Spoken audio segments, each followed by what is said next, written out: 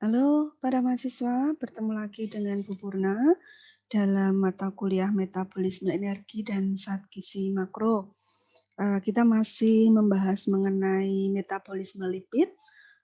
Pada bagian pertama kita mereview bagaimana lipid itu dicerna, diserap, dan ditransportasikan sejak dari pencernaan di mulut sampai pada sel-sel target. Sekarang kita akan membahas mengenai metabolismenya, yaitu pemecahan lipid, terutama asam lemak untuk menghasilkan energi, atau dikenal sebagai oksidasi asam lemak, dan nama lainnya adalah beta oksidasi. Bu Purna memberikan pengantar, materinya itu cukup panjang, cukup banyak, dan baik kalau itu dipelajari dengan seksama. Bu Purna juga sudah unggah beberapa e-book yang nanti bisa membantu kalian untuk memahami mengenai metabolisme asam lemak ini. Kemudian juga beberapa video yang berkaitan dengan Bu Purna unduh dari YouTube yang berkaitan dengan aktivasi asam lemak sebelum dioksidasi di dalam sel dan di dalam mitokondria, dan juga beta oksidasi secara singkat. Lalu beberapa link video itu menggambarkan bagaimana metabolisme energi melalui rantai transport elektron, ya. Nanti kalian bisa memperdalam, mempelajari sendiri mengenai video-video tersebut. Bu berharap nanti itu akan memberikan bantuan bagi kalian untuk memahami apa materi yang nanti akan Bu Purna sampaikan dalam video pembelajaran dan yang juga sudah Bu Purna unggah PPT-nya di dalam e-learning. Baik, Bu Purna akan share screen supaya kalian bisa memahami, mengikuti penjelasan ini dengan lebih jelas. Ya. Kita bicara tentang metabolisme lipid, secara khusus adalah oksidasi asam lemak. Sebelumnya mungkin baik kalau Bu Purna sampaikan ada jalur atau pathway metabolisme ini, di mana di sini menunjukkan bahwa antara metabolisme karbohidrat dan lipid itu saling bersinggungan. Ada senyawa-senyawa intermediate maupun senyawa-senyawa akhir dari satu pathway di lipid itu ternyata sama dengan apa yang dihasilkan dari metabolisme karbohidrat. Misalnya nanti kita sama-sama akan ketemu asetil-CoA yang juga ini merupakan hasil akhir dari metabolisme glukosa ya sebelum nanti masuk ke siklus asam trikarbosilat atau siklus Krebs. Kemudian metabolisme lipid juga menghasilkan asetil-CoA nanti pada pemecahan asam lemak dan akhirnya itu nanti juga akan dimetabolisme lebih lanjut melalui siklus Krebs. Ya, ini. Kemudian ada diagram berikutnya yang menggambarkan hubungan antara metabolisme lemak atau lipid dengan organ. Di sini ada 3 organ, liver, jaringan adiposa, dan otot, serta melibatkan sirkulasi darah. Ya. Dalam liver terjadi proses oksidasi lemak, kemudian terjadi proses produksi keton, dan akan diproduksi trigliserida. Jadi di sini di dalam liver itu banyak proses ya, banyak proses. Ada lipogenesis, pembuatan lipid baru ya. Kemudian ada proses pemecahan trigliserida dipecah menjadi asam lemak dan gliserol. Kemudian proses pembentukan badan keton bodies ya. Tuh. Kemudian pada jaringan adiposa ini ada sintesis asam lemak menjadi trigliserida untuk disimpan sebagai lemak cadangan. Sedangkan pada otot ini sebaliknya, trigliserida dipecah supaya asam lemaknya nanti dapat dimanfaatkan oleh sel untuk menghasilkan energi. Sedangkan pada darah, ini sel darah merah yang sudah matang, itu tidak memiliki mitokondria sehingga tidak terjadi proses penggunaan asam lemak untuk menghasilkan energi. Demikian juga pada sel-sel otak, karena di sana tidak terdapat enzim yang mendukung terjadinya proses oksidasi asam lemak. Baik, kita masuk ke pathway atau jalur pemecahan asam lemak. Pengantarnya di sini proses pemecahan asam lemak itu terjadi di mitokondria, ya, matriks yang ada di dalam sel yang itu merupakan dapur untuk menghasilkan energi, termasuk juga TCA itu terjadi di mitokondria. Ya.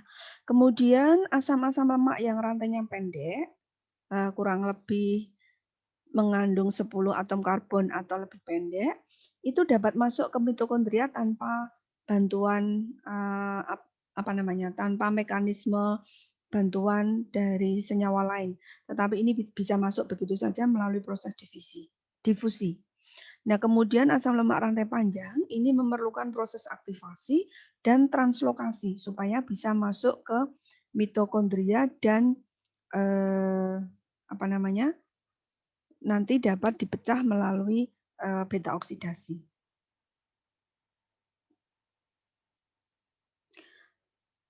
Apa itu aktivasi asam lemak? Ini ada video yang Bu Purna sampaikan linknya, yang Bu Purna unduh dari YouTube, nanti mungkin bisa dibuka juga, karena ini akan membantu kalian memahami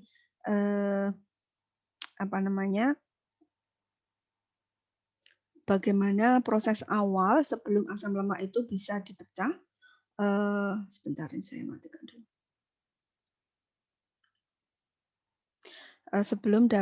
Sebelum dapat dipecah dan dimanfaatkan untuk menghasilkan energi.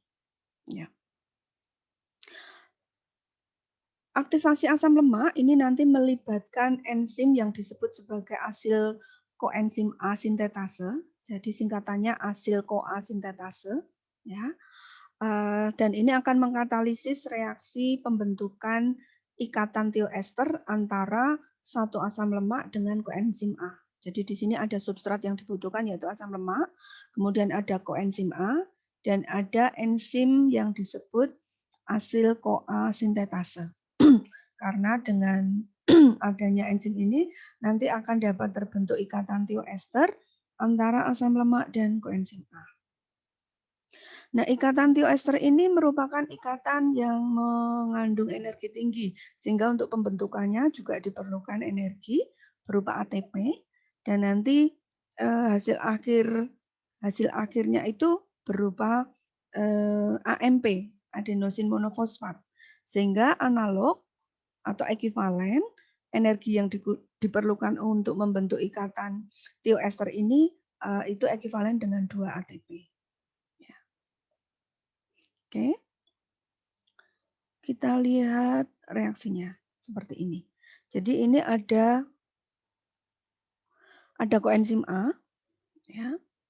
Kemudian ada asam lemak. Ini rantai ini menunjukkan pada bagian-bagian yang lancip ini menunjukkan atom C, ya, tergantung pada berapa panjang dan pendeknya. Yang pasti ini 12 ke atas, ya.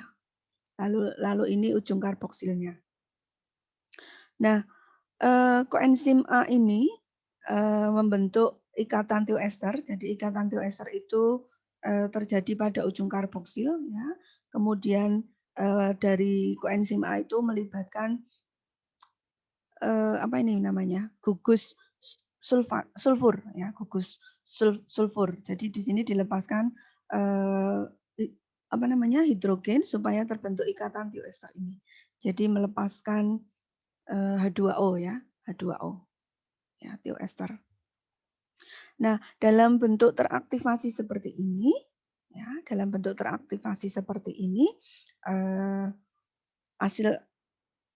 asam lemak itu dapat masuk ke dalam sel, ya, dapat masuk ke dalam sel.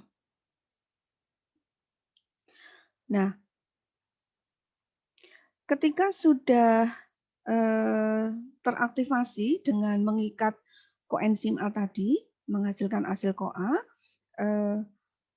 asil CoA ini siap untuk masuk ke dalam matriks mitokondria. Jadi di dalam sel itu kan ada sitoplasma.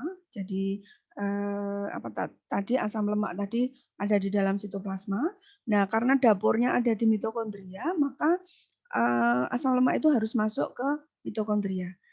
Nah, dengan terbentuknya asil CoA ini, maka asam lemak dapat dengan mudah ditransportasikan masuk ke mitokondria. Nah, prosesnya itu nanti meliputi 4 tahap bagaimana asam lemak yang teraktivasi ini dapat masuk ke mitokondria. Dan proses ini melibatkan senyawa yang di video pembelajaran pertama sudah kita sebut atau kita kenal, yaitu karnitin. Ya, karnitin. Diperlukan senyawa karnitin untuk memfasilitasi supaya si asam lemak tadi dapat masuk ke mitokondria. Ya. Kemudian ada juga enzim yang terlibat, yaitu enzim karnitin asil transferase 1 yang dihasilkan oleh sitosol, yang dihasilkan oleh plasma. Ya. Dan ini prosesnya dapat bolak-balik begitu ya, di mana enzim ini akan mengubah ikatan tioester antara koenzim A dengan asam lemak di dalam asil CoA menjadi ikatan ester. Jadi koenzim A-nya dilepas, digantikan oleh karnitin, tetapi jenis ikatannya berbeda.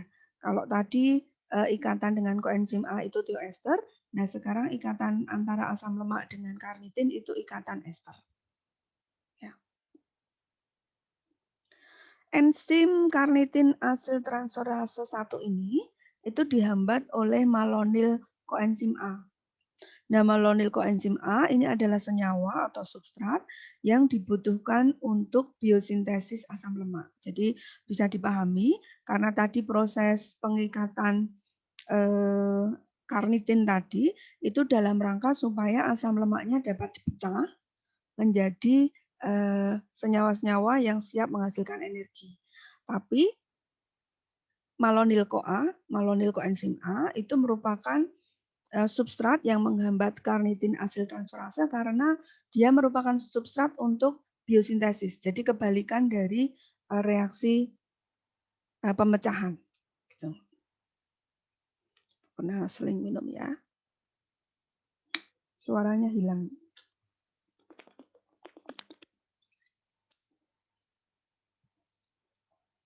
Nah, gambaran bagaimana karnitin asil transferase itu berperan dalam perubahan ikatan antara asam lemak dengan koenzim A kemudian bisa mengikat karnitin itu seperti ini. Jadi substratnya itu asil CoA, asam lemak yang mengikat koenzim A melalui ikatan tioester tadi. Lalu di sini ada senyawa karnitin. Senyawa karnitin ini akan menggantikan koenzim A untuk diikat oleh asam lemak. Jadi ini. Jadi karnitin, lalu ini asam lemak. Ikatannya sudah bukan tioester lagi, tidak melibatkan lagi sulfur di sini, tetapi hanya melibatkan ikatan COO, ini ikatan ester. Lalu di sini dilepaskan koenzim A bebas. Nama produknya menjadi asil karnitin. Kalau tadi kan asil koenzim A. Lalu ini menjadi asil karnitin. Nah, dalam bentuk asil karnitin ini akan mudah masuk ke mitokondria untuk kemudian nanti siap dipecah. Ya. Nah, ini ketika sudah berada di mitokondria, ya, ketika sudah ada di mitokondrianya, jadi ini ada plasma, lalu ini ada membran yang membatasi antara bagian dalam matrik mitokondria dengan bagian luar. Nah, membran ini tidak bisa dilewati oleh asam lemak rantai panjang, tetapi dia harus dibawa oleh karnitin dalam bentuk asil karnitin. Ya. Nah, ketika sudah masuk di dalam mitokondria, ada enzim sebetulnya sama, tetapi karena ini ada di dalam matriks mitokondria, sedangkan yang tadi ada di luar, maka ini disebut sebagai enzim karnitin asil transferase 2. Nah, enzim ini akan merubah lagi, ya, akan merubah lagi asil CoA itu seperti bentuk sebelum masuk, yaitu dalam bentuk asil CoA. Dan karnitinnya dilepas, ya, karnitinnya dilepas. Untuk nanti kemudian karnitin ini akan menjalankan fungsinya mengikat lagi. Jadi dia akan keluar dari membran, masuk ke sitosol, untuk nanti akan berperan lagi membawa asam lemak untuk masuk ke matriks mitokondria. Jadi ini prosesnya kebalikan ya. Oke. Nah, ketika sudah ada dalam bentuk asil CoA di dalam mitokondria inilah asam lemak nanti siap dipecah menjadi sumber energi. Kita lihat bagaimana pathway atau jalur reaksi oksidasi asam lemak menghasilkan energi atau sering disebut sebagai beta oksidasi. Mengapa istilahnya beta oksidasi? Ya, karena reaksi ini melibatkan ikatan pada atom C beta dari rantai asam lemak. Ya, nanti kita lihat posisi beta itu seperti apa. Ya. Nah, ada 4 tahap reaksi yang dialami oleh asil CoA ya, untuk nanti bisa digunakan sebagai sumber atau menghasilkan energi. Ya. Hasil dari reaksi 4 tahap ini merupakan senyawa asetil CoA. Ya, asetil itu memiliki 2 atom C. Ya, 2 atom C. Ya. Untuk setiap tahap untuk setiap seri 4 reaksi ini dihasilkan 1 molekul asetil CoA dengan 2 atom C dan senyawa asil CoA yang molekulnya lebih pendek 2 atom C. Ya. Misalnya substrat awalnya itu C18 begitu ya. Nah, setelah melalui 4 rangkaian reaksi nanti akan dihasilkan 1 molekul asetil CoA dan asil CoA dengan panjang panjang rantainya itu 16 atom C karena yang 2 atom sudah digunakan untuk membentuk asetil CoA ini. Ya. Nah, asil CoA yang rantainya lebih pendek 2 atom C ini nanti akan masuk lagi ke proses beta oksidasi sejak awal untuk melampaui 4 tahap reaksi ini. Kemudian nanti dihasilkan lagi asil CoA dan asil CoA dengan rantai sejumlah 14 atom C. Demikian seterusnya sampai nanti pada akhir reaksi itu dihasilkan 2 molekul asetil CoA. Jelas ya? Nah, untuk gambarannya seperti ini. Ya. Jadi ini misalnya ini 16 ya. 16 asam lemak yang memiliki rantai atom C sebanyak 16.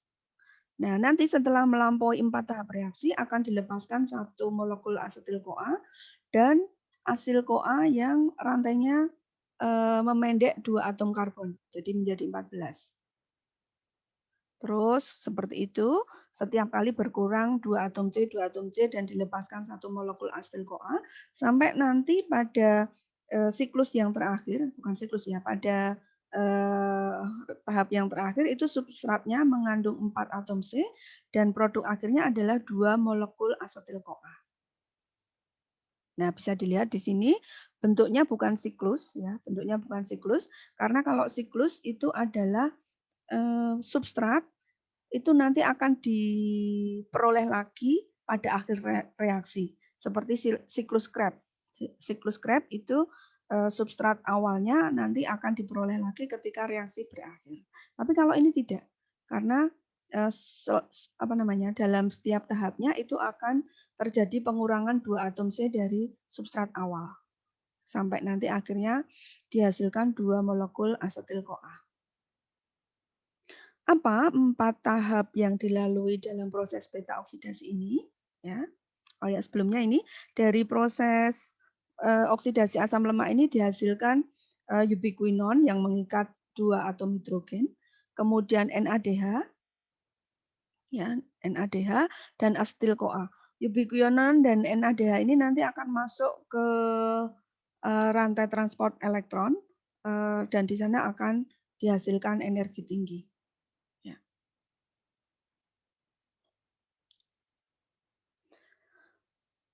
Tahap 1 dari 4 tahap reaksi beta oksidasi adalah pembentukan ikatan rangkap trans pada atom C alfa dan beta. Dan ini membutuhkan enzim yang disebut asil-CoA dehidrogenase dan enzim ini membutuhkan FAD, flavin adenin dinukleotida, suatu substrat yang termasuk nanti membutuhkan vitamin B. Ya.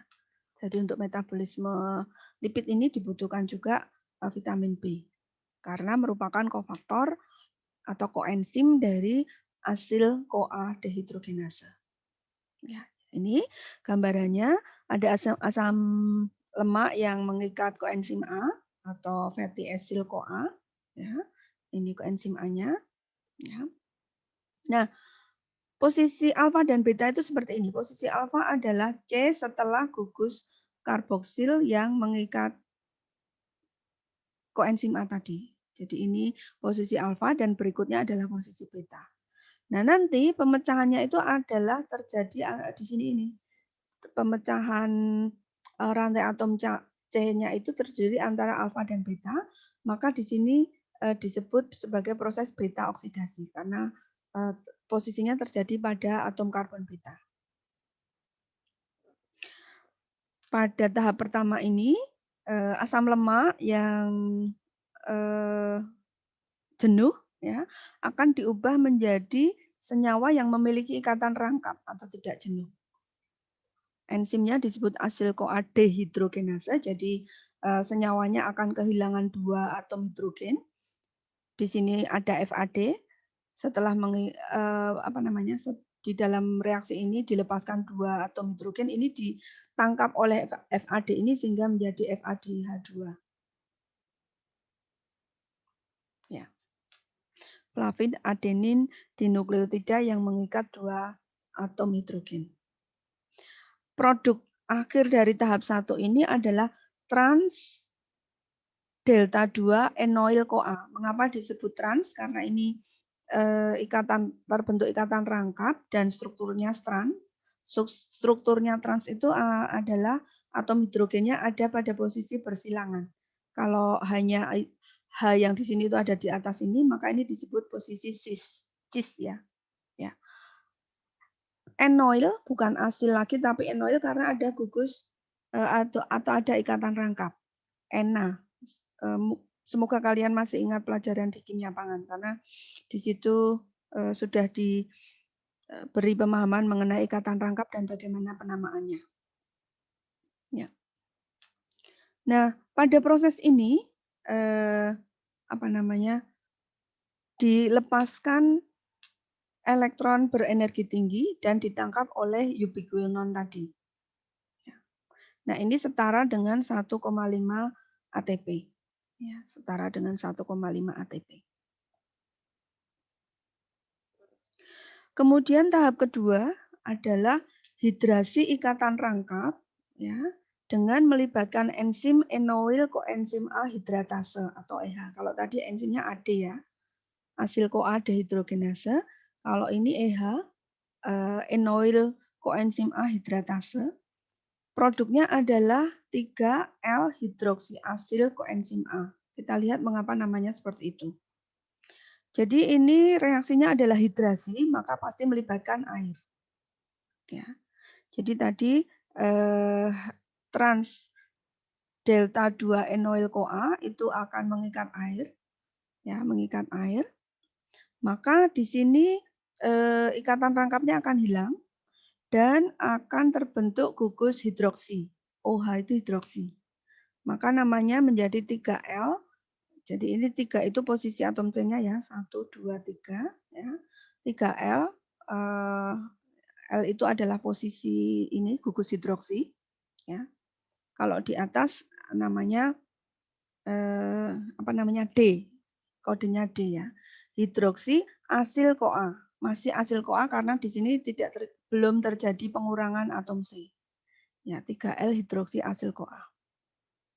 Kemudian langkah ketiga atau reaksi ketiga, ya, itu adalah perubahan tadi 3L hidroksi asil CoA menjadi beta ketoasil. Jadi di sini ada perubahan gugus fungsional yang semula hidroksi atau OH menjadi keton. Ya.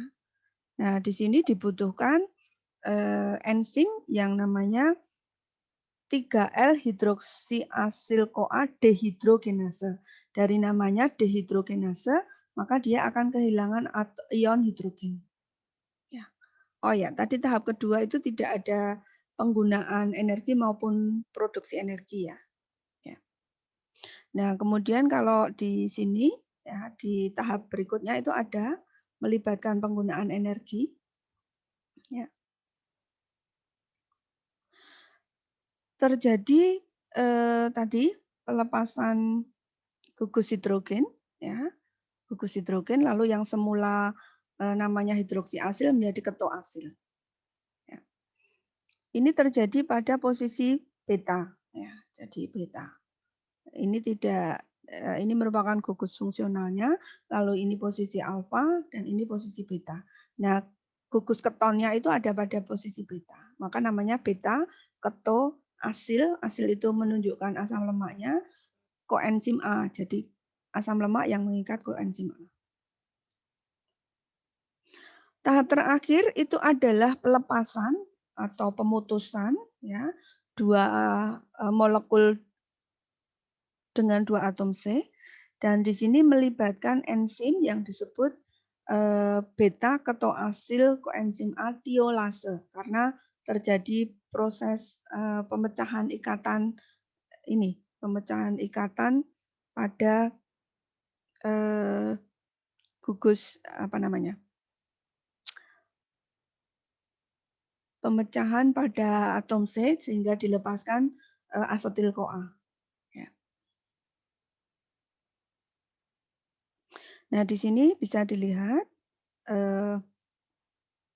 asam lemak yang mengikat koenzim A ini akan berkurang atom C-nya sebanyak 2 karena dilepaskan dalam bentuk asetil CoA. Ya, ini merupakan struktur molekul 2 atom C, maka yang semula ini panjangnya 16 lalu tinggal 14. Nah, asam lemak dengan rantai yang lebih pendek sebanyak 2 atom C ini nanti akan kembali lagi ke step 1 tadi. Kembali ke sini. Hanya di sini rantainya lebih pendek karena berkurang 2 atom C. Maka ini tidak bisa disebut siklus karena substrat yang dihasilkan itu beda dengan substrat awal yang digunakan untuk reaksi. Keseluruhan reaksinya bisa dilihat pada diagram ini. Ya, jadi ini asam lemak yang mengikat koenzim A tadi. Lalu ada proses dehidrogenase sehingga terbentuk ikatan rangkap pada posisi beta, ya. Trans delta 2 enoil CoA. Kemudian ada proses hidrasi sehingga yang semula ikatan rangkap menjadi ikatan tunggal, tetapi ada perubahan gugus fungsional menjadi hidroksi, lalu namanya menjadi hidroksiasil koenzim A dehidrogenase. Kemudian ada proses tiolase, ada proses Cleavage, pemecahan 2 atom C berupa asetil CoA. Ya.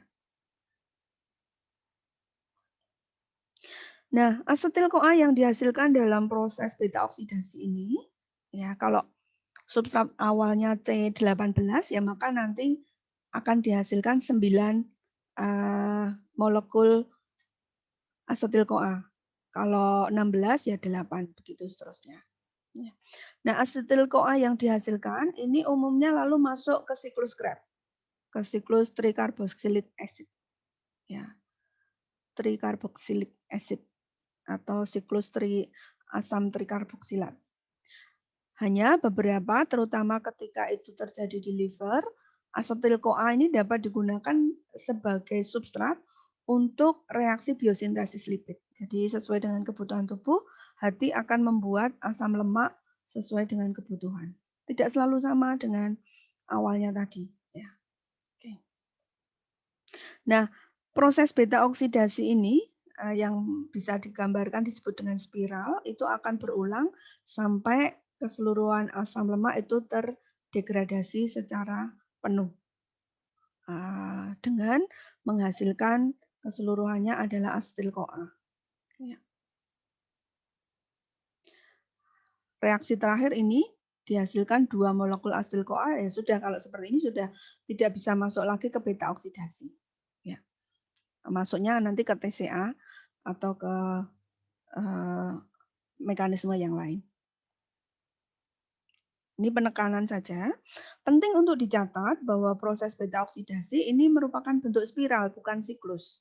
Ya, karena untuk setiap giliran spiral, satu putaran spiral ini menghasilkan substrat yang lebih pendek, 2C, 2 atom karbon, untuk masuk ke atau mengulang dari awal proses oksidasinya.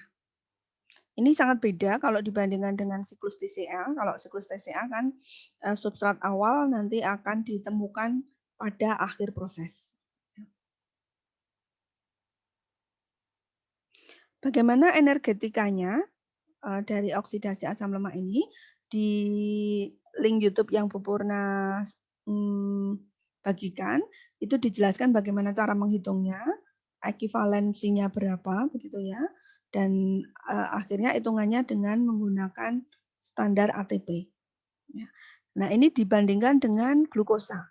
Jadi baik glukosa maupun asam lemak itu akhirnya diubah menjadi asetil-CoA. Pada saat atau saat berada di siklus Krebs, siklus TCA, ya, itu dihasilkan 1 molekul GTP yang itu ekivalen dengan ATP, kemudian dihasilkan 3 molekul NADH, kemudian 1 molekul FADA, ya, untuk masing-masing molekul asetil-CoA yang terlibat. Ya, jadi ketika asetil-CoA masuk ke TCA, untuk 1 molekul TCA itu akan menghasilkan 1 molekul GTP, 3 molekul NADH, dan 1 molekul FADH2. Lalu kalau dihitung-hitung lagi, glukosa itu hasil akhirnya, karena tadi untuk awal reaksi juga ada kebutuhan ATP ya, itu menghasilkan 6,3 ATP untuk tiap atom karbonnya. Sedangkan pada asam stearat, pada asam lemak, itu menghasilkan 8,1 ATP untuk tiap atom karbonnya. Jadi ini lemak merupakan sumber energi yang efisien. Ya, karena untuk berat, untuk tiap atom karbonnya menghasilkan ATP lebih banyak. Kemudian kalau pembandingannya adalah berat, ya, berat substansinya. Nah, untuk setiap gram gram kering dari glukosa itu dihasilkan 0,2 ATP. Bandingkan dengan 1 gram asam stearat itu bisa menghasilkan setengah ATP. Hampir 2,5-nya ya, hampir 2,5-nya. Ya, nanti hitung-hitungannya silakan dipahami sendiri. Saya hanya akan melihat baris akhir. Ya. Jadi total untuk glukosa itu dihasilkan 38 ATP, tetapi ketika menggunakan lemak, dalam hal ini contohnya stearat, itu dihasilkan 146 ATP, luar biasa. Ya. Sekarang kita lanjut bagaimana proses beta oksidasi ini terjadi pada asam lemak yang jumlah atom C-nya ganjil atau odd number fatty acid.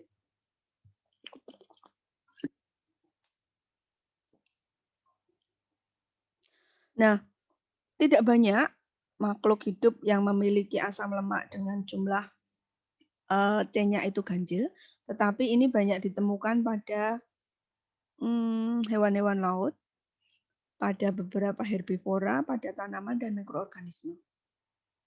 Ya.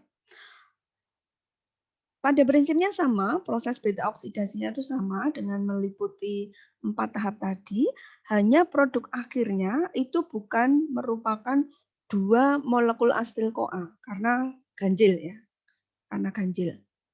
Ya, kalau 18 tadi menghasilkan 9 molekul asil-CoA, bagaimana kalau 17? Ya, berarti nanti yang terakhir itu substratnya adalah senyawa dengan 5 atom C. Maka hasil akhirnya bukan 2 molekul asil-CoA, tetapi 1 molekul CoA dan 1 molekul propionil CoA. Pro itu 3 atom C. Ya. Jadi ini, however, the final beta oxidation spirals result in the production of the 3 carbon compound propionil CoA. Nah, propionil CoA ini tidak bisa dimetabolisme dengan cara yang sama seperti asil CoA karena dia bukan substrat dari reaksi TCA misalnya. Ya. Nah, untuk dapat metabolisme asil CoA ini diperlukan enzim khusus, yaitu enzim yang memerlukan biotin, ya, yang disebut sebagai propionil CoA karboksilase. Ya, karboksilase. Baru ketika melalui proses perubahan ini, nanti hasil akhirnya dapat masuk ke siklus TCA. Jadi ini kita lihat ke diagramnya saja.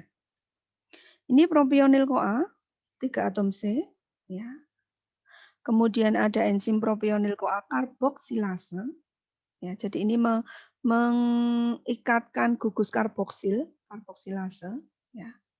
Karboksilase. Jadi di sini ada insersi begitu ya, gugus karboksil. Nah, gugus metil malonil CoA ini, ya, metil malonil CoA ini oleh adanya aktivitas enzim metil malonil CoA epimerase, ya, itu akan mengalami perubahan struktur, ya, perubahan struktur. Jadi yang semula mengikat karboksil, lalu ini mengikat metil. Jadi ini gugus metil. Ya, nama yang semula tadi D-metil gugus karboksil ya, ini ya, gugus karboksil. Epimerase itu akan mengubah struktur tetapi tidak mengubah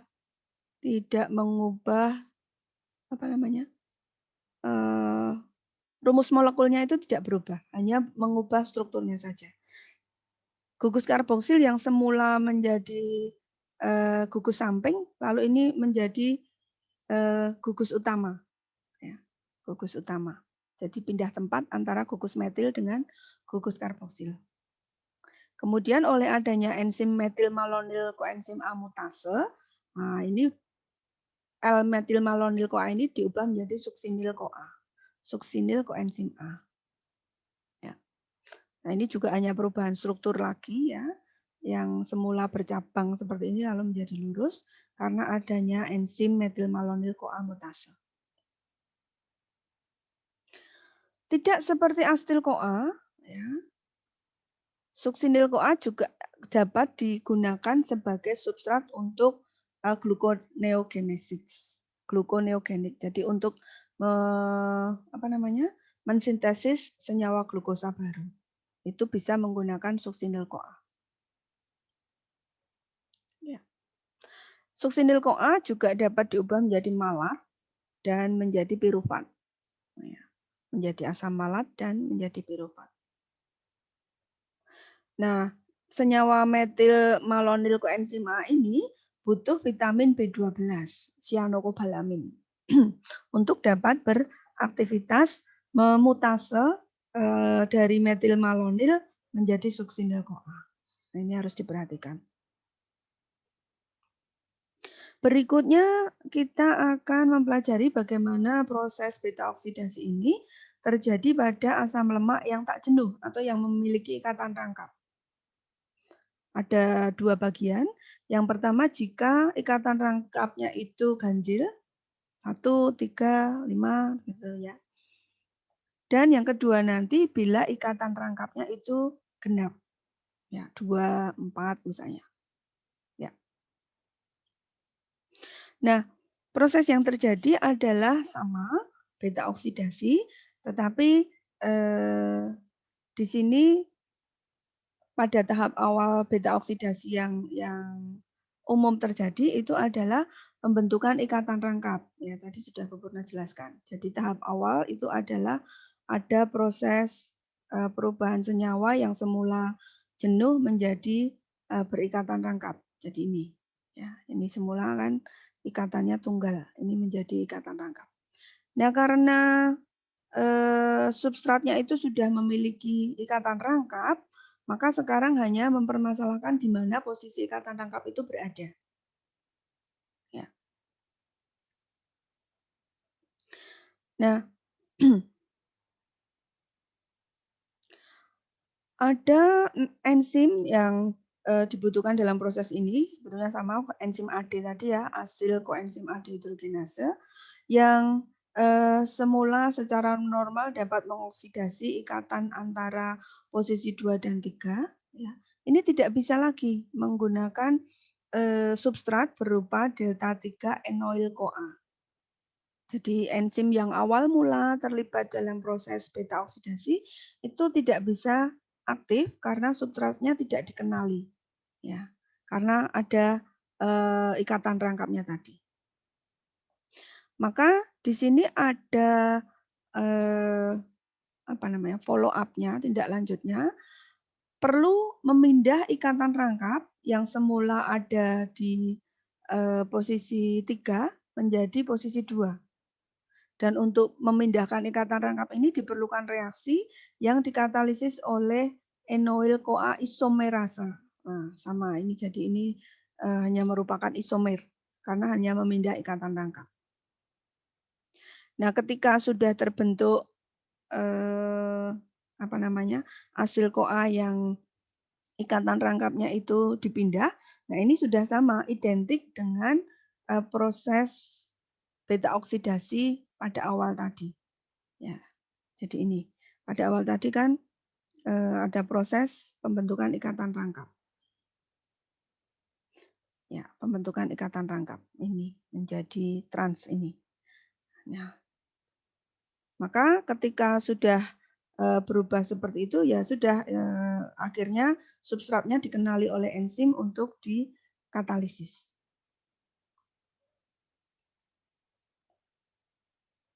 Oke, jadi ini yang semula cis, ikatan rangkapnya cis antara atom karbon 3 dan 4, oleh adanya enoyl CoA isomerase, ini terjadi perubahan ikatan rangkap yang semula cis menjadi trans, dan ikatan rangkapnya antara atom C nomor 2 dan nomor 3. Kalau sebelumnya kan ada di nomor 3 dan 4. Maka ini ada di nomor 2 dan 3, dan ini persis plek. Persis sebagai senyawa awal yang sudah siap untuk masuk ke beta oksidasi. Bagaimana kalau ikatan rangkapnya itu jumlahnya genap?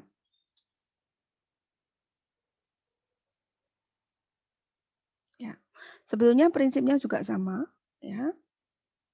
Hanya diperlukan enzim-enzim yang berbeda untuk memodifikasi struktur dari asam lemak dengan ikatan rangkap 2 ini. Ya. Jadi ini sama, enoyl CoA hidratase yang akan mengkatalisis reaksi hidrasi tadi ya, tidak dapat menggunakan senyawa terkonjugasi dari substrat. Ya, senyawa terkonjugasi karena adanya ikatan rangkap yang jumlahnya genap tadi. Maka di sini perlu ada juga pemindahan-pemindahan, terutama posisi ikatan rangkap, ya, sehingga nanti hasilnya itu dikenali sebagai substrat oleh enzim untuk kelanjutan proses beta oksidasi. Jadi yang semula ikatan rangkapnya ada di posisi delta 3 menjadi trans delta 2, ya. Dan enzimnya juga khusus. Kalau ini namanya enoyl koenzim A isomerase. Ya, ini diagramatiknya. Ya.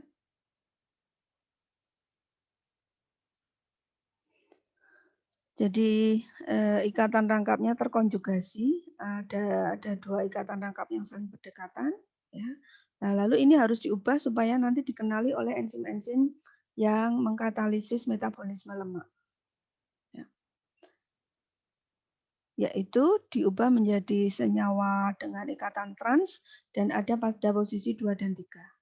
Ini sudah trans tapi posisinya itu ada pada 3 dan 4. Nah, ini juga enzim tidak mengenali. Ya. Oke. Yang kita bicarakan tadi, aktivasi dan translokasi itu hanya berlaku pada asam lemak rantai panjang. Nah, untuk asam-asam lemak rantai pendek yang jumlah atom C-nya kurang dari 10, itu dapat masuk ke matriks mitokondria tanpa perlu bantuan dari karnitin. Ya. Nah, setelah masuk ke mitokondria, asam-asam lemak rantai pendek ini ya ikut termetabolisme seperti halnya asam lemak rantai panjang tadi. Ya. Bagaimana kalau substratnya itu berupa asam lemak sangat panjang? Ya, disebut sangat panjang itu bila atom C-nya lebih dari 22. Nah, sama untuk asam lemak yang ukurannya cukup besar ini, karena panjang rantainya itu panjang atau banyak, itu tidak dapat masuk ke mitokondria. Maka dia harus dimetabolisme di organel lain, di matriks lain, yang bisa metabolisme asam lemak rantai sangat panjang ini. Nah, organel yang bisa melakukan adalah peroksisom. Jadi, asam-asam lemak rantai sangat panjang itu nanti metabolismenya bukan di mitokondria, tetapi di peroksisom.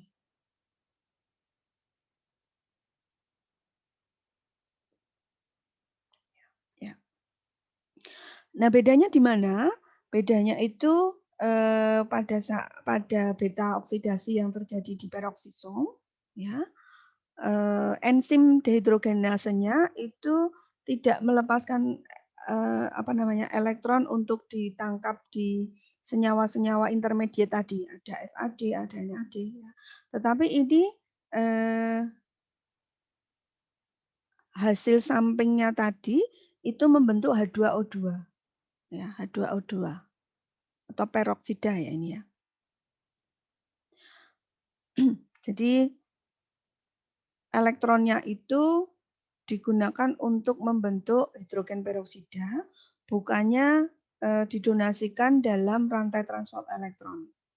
Mengapa? Karena rantai transport elektron tidak terdapat di peroksisom. Jadi harus ada mekanisme yang lain, yaitu pembentukan H2O2 untuk menampung elektron yang dilepaskan pada saat proses dehidrogenasi. Coba kita lihat definisi peroksisom dalam bahasa Indonesia. Adalah organel yang terikat membran dan terdapat pada kebanyakan sel eukariotik, ya, terutama yang terlibat dalam metabolisme lipid dan konversi oksigen reaktif seperti hidrogen peroksida menjadi molekul yang lebih aman seperti air dan oksigen. Nah, jadi peroksisom ini sangat vital, ya, karena kalau hidrogen peroksidanya itu sampai masuk ke sel-sel yang lain, itu dapat menyebabkan reaksi berantai oksidasi, ya, dengan segala efeknya.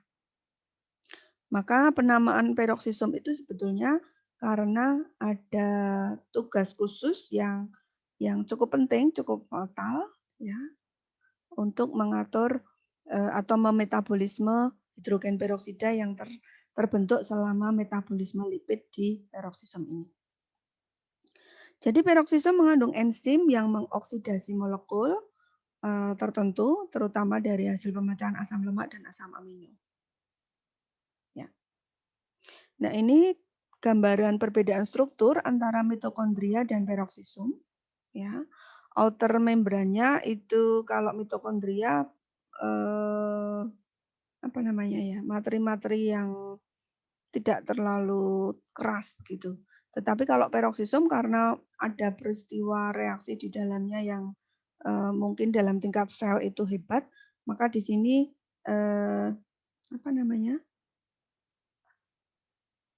anatomi atau strukturnya itu berbeda dan ada layer-layer dari lipid ini, ya, supaya proses yang menghasilkan hidrogen peroksida itu dapat dikendalikan di sini, tidak keluar. Ya. Nah, beta oksidasi yang terjadi di peroksisom itu tidak tuntas. Artinya ketika sudah mencapai asam lemak rantai pendek dengan 4 sampai 8 atom karbon, itu prosesnya berhenti. Ya.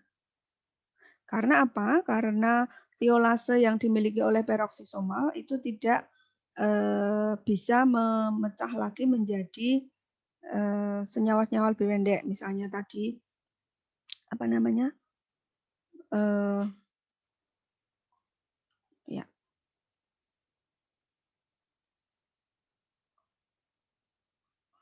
asetil-CoA ya. Jadi ketika sudah sampai pada senyawa dengan panjang rantai 4 sampai 8 ini lalu sel-sel dalam piroksosom itu sudah tidak lagi memecah.